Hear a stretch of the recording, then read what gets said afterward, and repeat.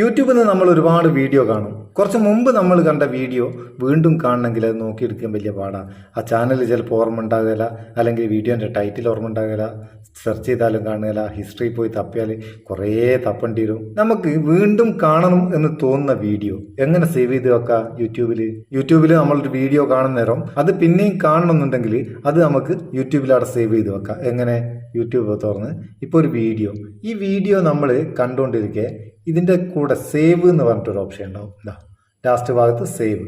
ഈ save click ചെയ്തിട്ട് watch later എന്ന് പറഞ്ഞിട്ട് ഒരു ഓപ്ഷൻ ഉണ്ടാവും. ഈ വാച്ച് ലേറ്റർ ടിക്ക് മാർക്ക് ചെയ്തിട്ട് ഇവിടെ ഡണ്ണ് കൊടുക്കുക.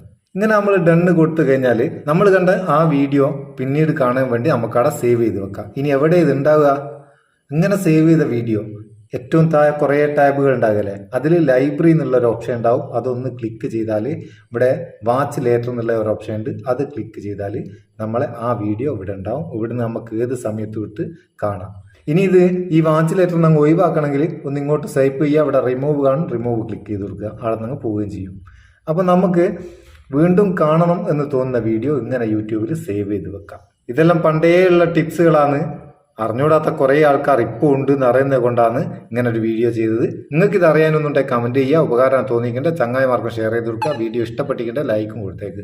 അപ്പോൾ നമുക്ക് ഒരു ബൂസ്റ്റും ആയിക്കോട്ടെ. നമുക്ക് അടുത്ത വീഡിയോ നല്ല സെഗ്മെന്റ് കാണാം. നിങ്ങളുടെ സ്വന്തം Muthoos Meppayur. Thank you so much.